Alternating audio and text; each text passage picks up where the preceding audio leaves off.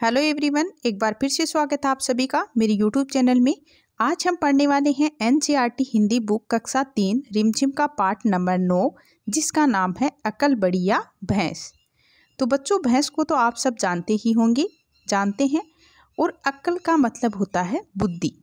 तो इस चैप्टर में हम अकल बढ़िया भैंस के बारे में पढ़ने वाले हैं, यानी इन दोनों में से कौन बड़ा होता है, यानी अकल बड़ी होती है या फिर भैंस बड़ी होती है। तो बच्चों, हम कोई भी कार्य करते हैं तो वो अपनी बुद्धि के बल पर करते हैं, और जो भैंस है वह अपने आकार और ताकत के बल पर कार्य है वो करती है। तो इस कहानी में हम यही पढ़ने वाले हैं कि अकल बड़ी होती है या फिर भैंस बड़ी होती है। तो इससे पहले अगर आपने अभी तक मेरे चैनल को सब्सक्राइब नहीं किया है तो सब्सक्राइब वाले बटन पे जाके क्लिक करो और बेल आइकन की घंटी को भी दबाओ, ताकि मेरे आने वाली वीडियो का नोटिफिकेशन आपको मिलता रहे। तो बच्चों, अब हम जो हमारी कहानी है इसको स्टार्ट करते हैं। आफंती के शहर में एक पहलवान भी रहता था। एक दिन वह आफंती से बोला कि जो आफंती है उसके शहर में एक पहलवान का अर्थ होता है अत्यधिक बलवान, ताकतवर, यानी वह भी रहता था, पहलवान रहता था। एक दिन वह आफंती से बोला, तो क्या बोलता है पहलवान कि तुम भले ही अकल में बड़े हो, यानी तुम भले ही अकल यानी बुद्धि में बड़े हो, लेकिन ताकत तो मुझ में ही अधिक है। यानी पहलवान ने आफंती से कहा कि तुम भले ही अकल यानी बुद्धि में बहुत बड़े हो मुझसे, लेकिन जो ताकत है यानी जो बल है वो तो मुझ में ही अधिक है। तो आफंती ने कहा, अच्छा, पर यह तो बताओ कि तुम्हारे अंदर कितनी ताकत है। यानी आफंती ने कहा कि ये बताओ कि तुम्हारे अंदर है वो कितनी ताकत है। तो जो पहलवान है उसने कहा, मैं 5 क्विंटल का मतलब होता है 100 किलोग्राम, यानी मैं 5 क्विंटल की चट्टान को सिर्फ एक हाथ से उठाकर आसमान में उछाल सकता हूँ, यानी इतनी ताकत है वो मुझ में है। तो अच्छा, आओ मेरे साथ देखते हैं कौन अधिक ताकतवर है। तो आफंती ने कहा कि चलो मेरे साथ आओ कि अब हम देख लेते हैं कि हम दोनों में से कौन ताकतवर है। तो पहलवान ने कहा कि ठीक है, चलो चलते हैं। आफंती पहलवान को शहर की 4 दीवारी के पास ले गया और बोला, 4 दीवारी मतलब शहर के चारों ओर जो दीवार होती है उसके पास जो आफंती है वो पहलवान को ले गया और उससे बोला कि जरा इस रुमाल को दीवार के पार फेंक कर दिखाओ। यानी जो रुमाल है उसको आप इस दीवार के पार फेंक करके मुझे दिखाओ। तो बच्चों, जो रुमाल होती है वो बहुत ही हल्की होती है। तो जो पहलवान है उसने कहा कि यह भी कोई बड़ी बात है, यानी ये कोई बड़ी बात थोड़ी है, मैं इसको अभी फेंक देता हूँ। फिर जो पहलवान है उसने रुमाल को उठाकर पूरी ताकत लगाकर जोर से फेंका। यानी पहलवान ने जो रुमाल है उसको अपनी पूरी ताकत के साथ दीवार के पार है वो फेंका, लेकिन रुमाल वहीं गिर पड़ा।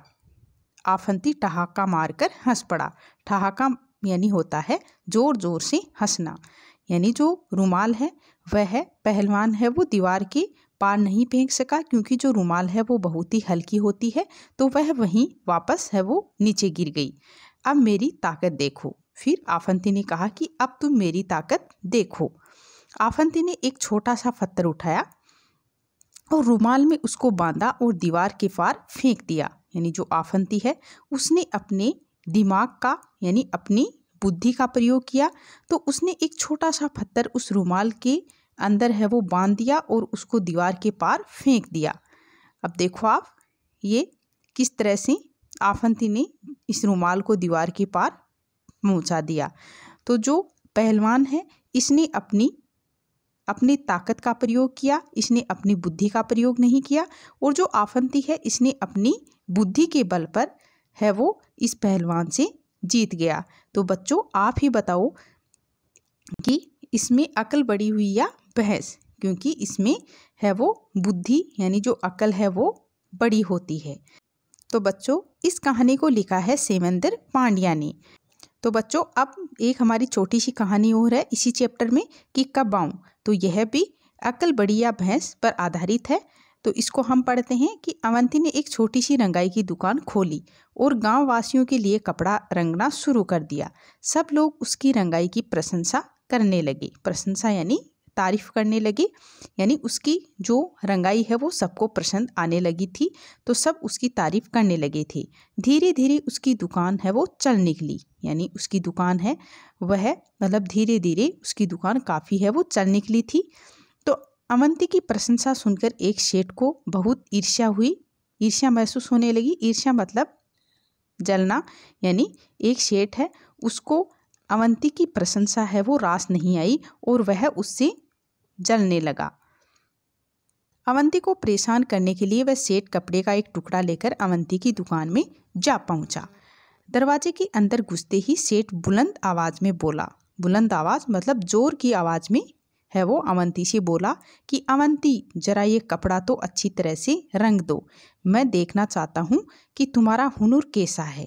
तुम्हारी काफ़ी तारीफ सुनी थी इसलिए यहाँ आया हूँ। यानी सेठ ने है वो अपनी बुलंद आवाज़ में यानी अपनी ज़ोर की आवाज़ में अवंती को पुकारा और कहा कि ये कपड़ा लो और इसे अच्छी तरह से रंग दो, और मैं ये देखना चाहता हूँ कि तुम्हारा हुनर यानी जो तुम्हारी कलाकारी है वो कैसी है, कि तुम्हारी है वो मैंने काफ़ी प्रशंसा तारीफ सुनी है इसलिए मैं यहाँ आपके पास आया हूँ।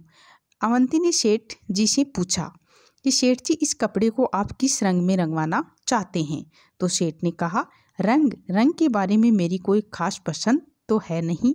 यानी जब अवंती ने सेठ से पूछा कि आप इस कपड़े को किस रंग में रंगवाना चाहते हो, तो सेठ ने कहा कि रंग के बारे में मेरी कोई खास पसंद नहीं है, पर मुझे हरा, पीला, सफ़ेद, लाल, नारंगी, नीला, आसमानी, काला, बैंगनी रंग कतई अच्छे नहीं लगते।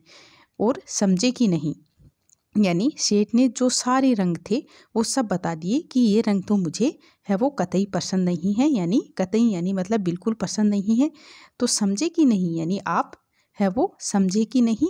तो अवंती ने जवाब दिया, समझ गया हूँ, अच्छी तरह समझ गया हूँ, मैं ज़रूर आपकी पसंद की रंगाई कर दूंगा। यानी अवंती ने जवाब दिया कि मैं है वो मतलब अच्छी तरह से समझ गया हूँ और मैं है वो ज़रूर आपकी पसंद की रंगाई ही है वो आपको करके दूंगा।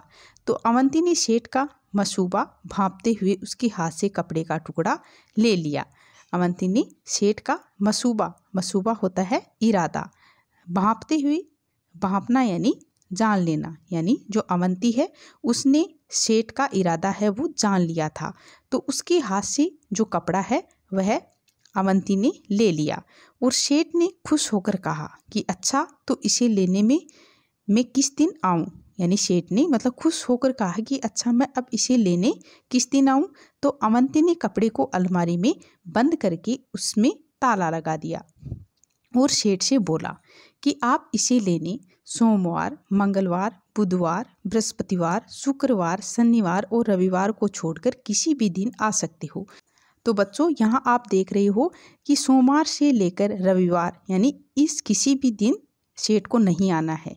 तो जो अवंती है उसने सेठ का जो मसूबा है मतलब जो इरादा है वह उसने अच्छी तरह से जान लिया था।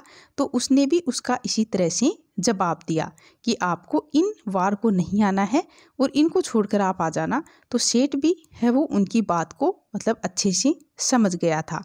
तो सेठ समझ गया कि उसकी चाल उल्टी पड़ चुकी है, मतलब चाल उल्टी पड़ना यानी योजना विफल हो जाना, यानी उसने जो योजना बनाई थी वह विफल हो गई है।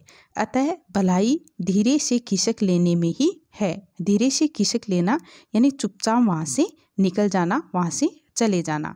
फिर उस सेठ ने दोबारा अवंती की दुकान में घुसने की हिम्मत नहीं की। यानी जो सेठ है वह समझ गया था और फिर आगे से उसने अवंती की दुकान में घुसने की है वो हिम्मत भी नहीं की। तो बच्चों, अब आपने इस कहानी को पढ़कर आपको पता मतलब चला होगा कि हमेशा अक्ल है वो बड़ी होती है। तो इस कहानी को लिखा है R.S. त्रिपाठी ने। तो बच्चों, अगर आपको मेरा ये वीडियो अच्छा लगा हो तो प्लीज़ मेरे चैनल को सब्सक्राइब करो, वीडियो को लाइक करो, शेयर करो और बेल आइकन की घंटी को भी आप दबाना ताकि मेरे आने वाले वीडियो का नोटिफिकेशन आपको मिलता रहे। थैंक यू बच्चों।